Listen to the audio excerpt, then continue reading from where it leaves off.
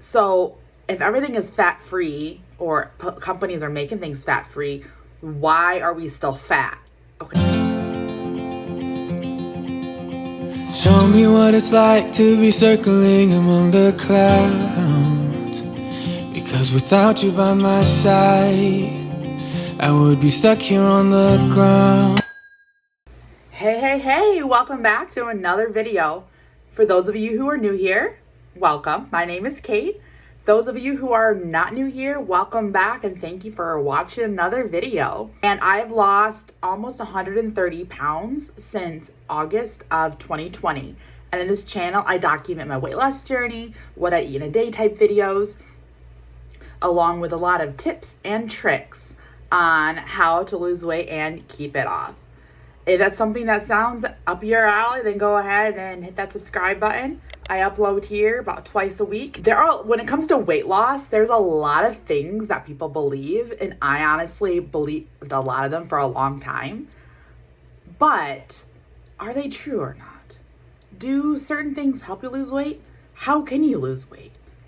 That is the question that we're going to talk about today. So stick around, stay tuned. Show me what it's like to be circling among the clouds. Because without you by my side, fat makes you fat.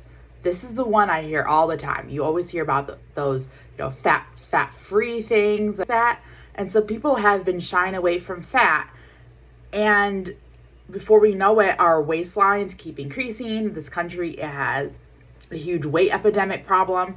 So if everything is fat-free or companies are making things fat-free, why are we still fat? Why is weight loss still so hard if we can just get fat-free things? Well, let's talk about this for a moment. What is fat? So most of the fats that we need is made in our bodies, but there are some fats our bodies cannot make. So we only get these fats by eating them. So these fats are called essential fats because it is essential that we get them from food. Essential fats include omega-3 fats found in foods such as fish and flax seeds, omega-6 fats found in foods such as nuts, seeds, and corn oils. So there are 3 types of fats in the food you eat, and not all these fats are created equal, all right? The number 1 is unsaturated fats from plant foods. Number 2 is saturated fats from animal foods.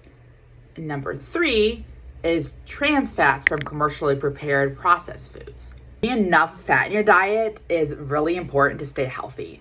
So eating only very, very low levels of fat is actually not recommended. We need fat because fat helps absorb vitamins like vitamin A, D, E, and K. Fats keep our skin healthy. Essential fats like omega-3s are important for heart health. Healthy fats like unsaturated fats from plants' oils can help lower levels of LDL, which is bad cholesterol. Fats add flavor to our food, and this is the most important one. Fats keep you feeling satisfied longer after a meal. So we can't be in a calorie deficiency if we are starving all the time. So fats in themselves are not bad for you. And also, when a company or a product labels itself as fat-free, you have to look at what are they replacing fats with, because fats add flavor to our food. If the fat is taken away, it's gonna taste awful unless they add something to it. A lot of times, companies will add sugar, salt, chemicals to the food to make it taste good when they take out the fat. And I don't know about you, but I'm in this for the long haul. I wanna be healthy. I don't just want to lose weight super fast, because sure, fat-free foods may have less calories, and so overall you probably be easier to calorie deficiency if you stick to those foods. But remember, fat keeps you feeling full and satisfied longer after a meal.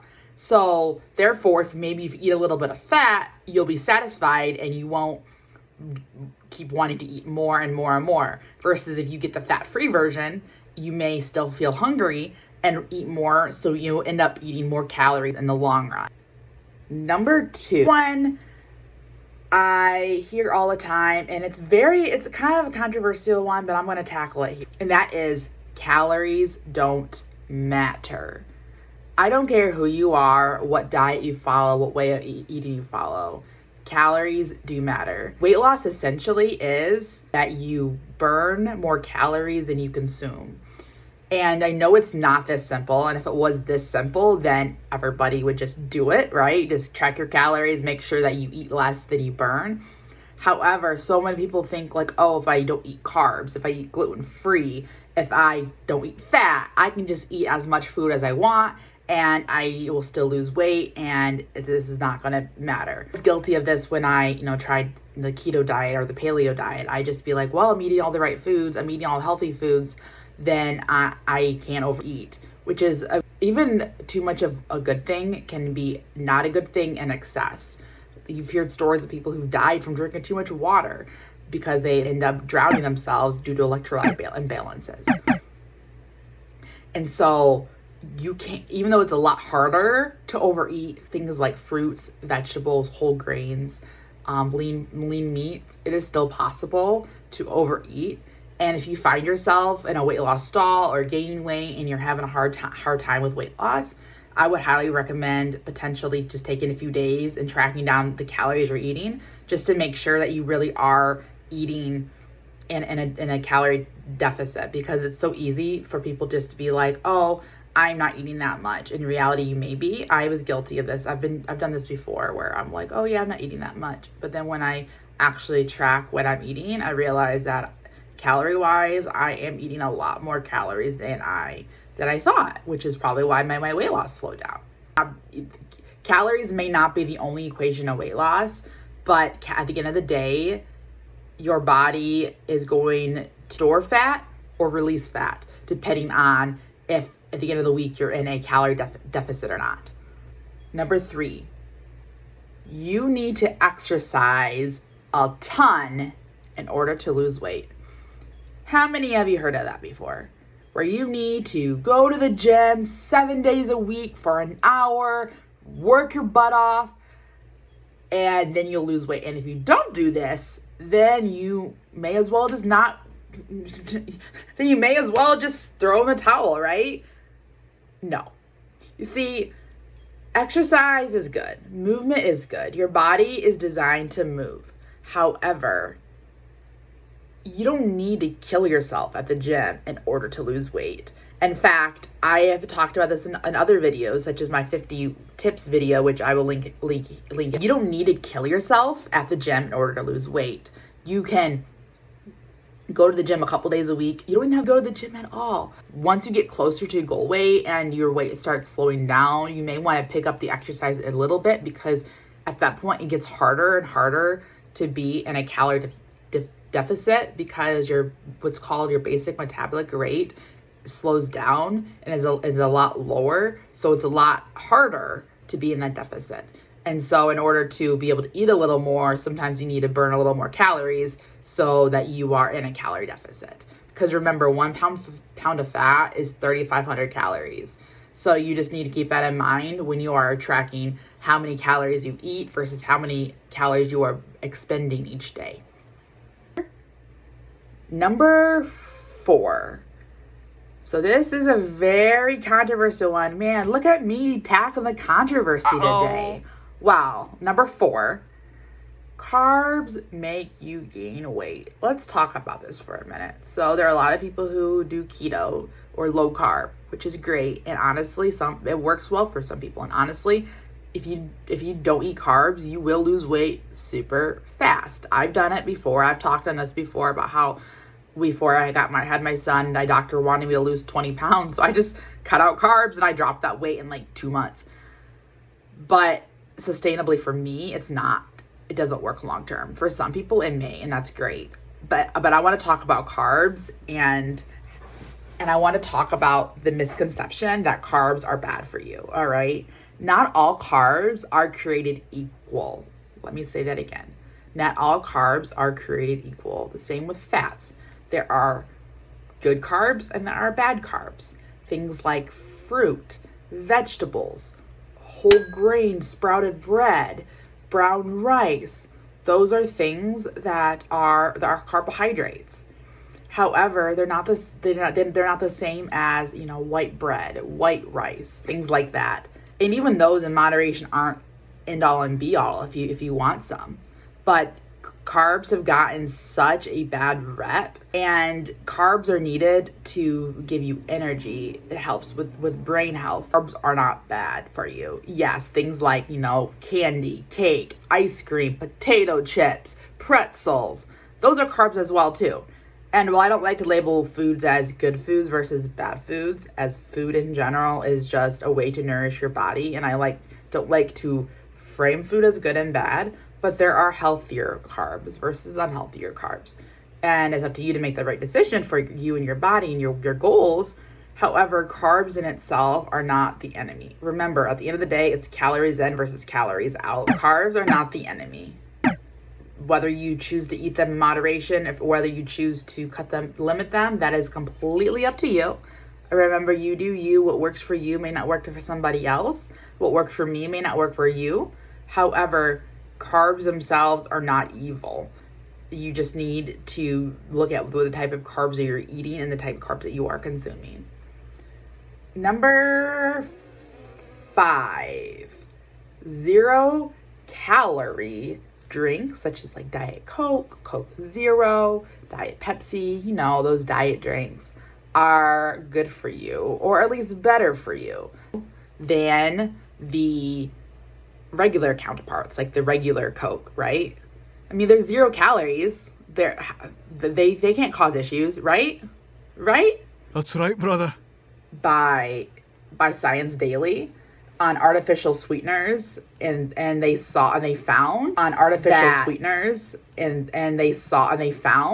that artificial sweeteners actually were linked to things such as obesity, high blood pressure, diabetes, and heart disease. Obesity? Like, there's 0 calories. How the heck can diet sodas be linked to obesity? Well, the study found it's artificial sweeteners. So the consumption of artificial sweeteners such as aspartame and sucralose actually have a negative effect on metabolism, gut bacteria, and appetite, even though some of the evidence is conflicting. However, this review by Science Daily is promising to show that artificial sweeteners can negatively impact your blood sugars, your blood levels, and your long-term health, and it can cause your metabolism to slow down and you to feel hungry overall longer. And anecdotally, I've actually noticed this in myself. So I used to have, I still kind of do, but I control it now, a Coke Zero or a Cherry Coke Zero obsession, right? And once I've gotten, about 6 months in my weight loss journey, I'm like, I'm going to try to throw some back in again. And then for like a month, I wasn't losing weight. I wasn't drinking calories, but all of a sudden my weight loss plateaued. And then I'm like, I just decided to cut it out. And then all of a sudden my weight started going down again. So I don't know if that's just, I'm just one sample size. But for me, that was enough to show like, just because I'm not drinking my calories, there is something going on here with the artificial sweeteners. So just keep that in mind when you are choosing beverages. Look at the ingredient list, see what they're adding, they're sweetening it with, and just be mindful of that when you are selecting a beverage. Number 6, cheat days are okay. Who doesn't want a good old cheat day? You work hard all week in the gym, you track your calories, you eat good. Saturday, I just want to go out and party and not have to worry about it. What harm can you do in that, right? Well, a lot actually. So in my other videos, I've talked about how you shouldn't have cheat days. My reasoning for this is that nothing should be off limits, right? And I've talked about this before, and you can find that in my 50 tips for weight loss video when I talk about no cheating. Because you can very easily eat a week's worth of calories in one day if you're not paying attention. So if you eat healthy all day long, then Saturday and Sunday roll around and you're like, screw this, I'm gonna just eat whatever, go free for all, do whatever I want. You can easily unravel your week's worth of progress in just 1 or 2 days. So what I do is I don't have a set cheat day. And I don't even have a whole day. Once in a while, if I want a slice of pizza, a slice of cake, something that I normally wouldn't eat or normally would consume because that would be negative toward my weight loss goals and my progress, I will just eat it and then just not track it. I'll have a meal once in a while. But I don't tell myself X day on X time I'm going to cheat. And I don't call it a cheat. Sometimes it's an indulgence. Sometimes, it's it's a treat, not a cheat, right? Because it's just all about mindset. This is a lifestyle change, and you don't want to cheat yourself. Cheating just tells yourself that you are depriving yourself during the week. If you want a slice of pizza, have that dang slice of pizza. If you want a slice of cake, if it's your child's birthday and you want that slice of cake, have a small slice of cake. Just portion it out and track it, and then work it into your day-to-day life. Almost anything can be worked into your calories for the day. If I know I'm going out to eat for a special occasion and I know I'll probably have a little bit more out to eat, I will just track my calories through the day and then make sure that I save the calories for that evening. Almost any treat can be worked into your day-to-day life. 300 calorie espresso drink from Starbucks.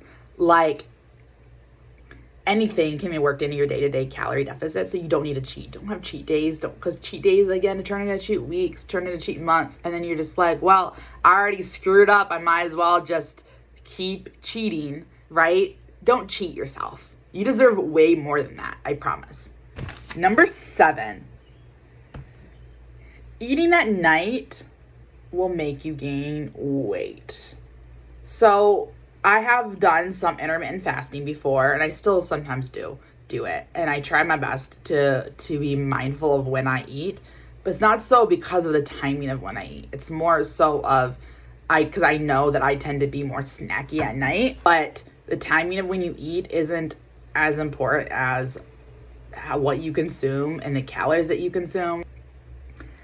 At the end of the day, again, it's calories in versus calories out. And if you notice that you gain weight if you eat at night and that's just you, then honestly just keep that in mind. And maybe you are a special case, or maybe if you eat at night you can't control yourself. I know I am one of them. Like, I tend to just snack a lot at night, and so I'm very mindful of that because that itself can cause weight gain. But just eating a snack at night if you're hungry isn't going to cause weight gain. Just if it's a small, healthy snack, it's not going to derail your weight loss goals or your weight loss progress. If you're hungry, eat, no matter what time it is. If you're hungry, your body is telling you that it needs nourishment. So just pay attention to your body and don't worry about it. Number 8, skipping breakfast will help with weight loss. So I sometimes don't have breakfast. I know I'm really bad about this, and I know I shouldn't even be stating this because I am a hypocrite when it comes to this, because a lot of times I'm not hungry in the morning when I first wake up.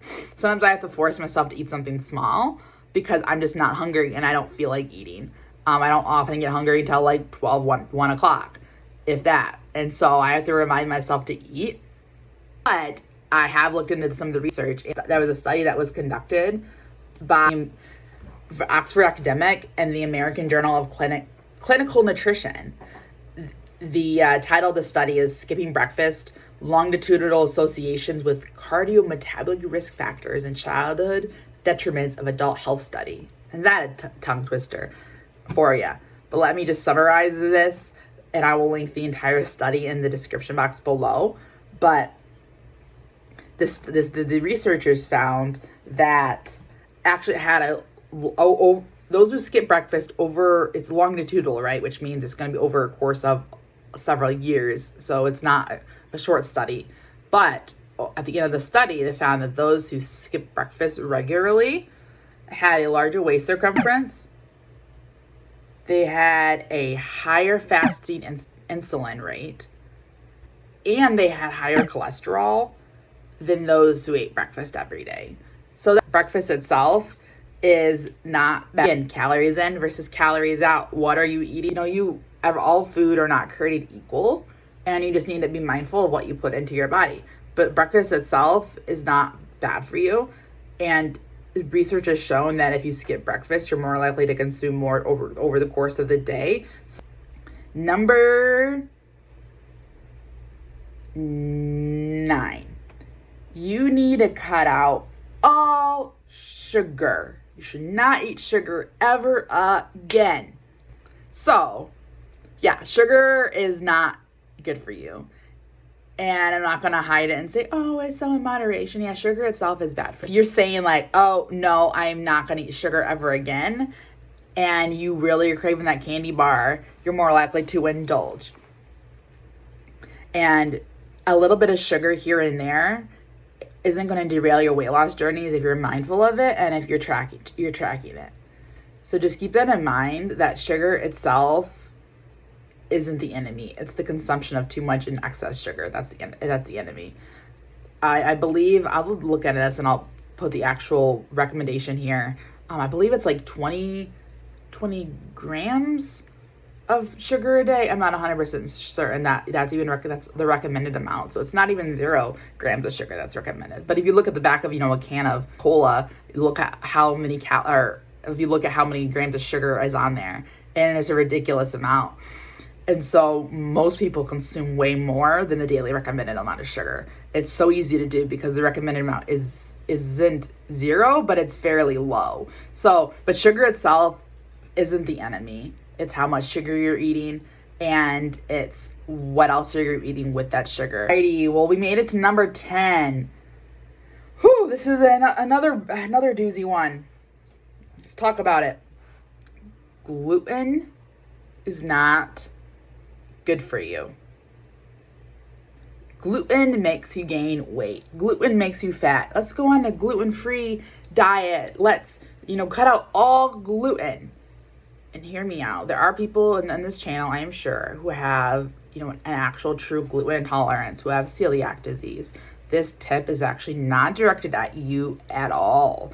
There really are people who cannot tolerate gluten, and their bodies don't process it well, and it makes them very, very ill. And if that is you, this is not directed at you. But if you do not have a gluten intolerance, if you do not have, celiac disease or something like that, gluten is not the enemy, and gluten isn't bad. It doesn't make you fat and doesn't cause weight gain. It comes down, it's the same with, carbohydrates. But gluten itself is not the enemy and is not bad. Again, if you don't have celiac disease or a true gluten allergy or intolerance. Well, there you have it, folks. There's 10 weight loss misconceptions that I bet you believed at least one of them. Because it's so easy to do. We hear these all the time in our diet culture. What to eat, what not to eat. It is so confusing to figure out what the heck you're supposed to be eating. How do you lose weight? It is a nightmare. If losing weight was this simple, then everybody would just do it. If losing weight and staying healthy was this simple, then in the United States alone, 36.5% of adults wouldn't be obese, and another 32.5% of American adults want to be overweight. In all, more than 2/3 of adults in the United States are overweight or obese. So if it was that simple and that straightforward, then everybody would just do it, and the obesity rate would be like 0 practically, right? Comment below, what are some weight loss misconceptions that you believed? Are there any that I forgot to add to this list? Well, thank you for watching till the very end, friends. I really appreciate you sticking around for my weight loss journey. Don't forget to subscribe, hit that notification bell. I'm uploading here regularly. I really appreciate your support for my channel. And go ahead and give this video a like. Comment below. What are some of the misconceptions that you've believed and that you still may believe? Do you disagree with me on any of them? Do you think some of these misconceptions that I've talked about are true? If so, let's chat. Comment in the comment section below. I love to hear from you. And until then, remember, stay healthy, stay happy, and stay safe, my friends. And I'll catch you all in the next one.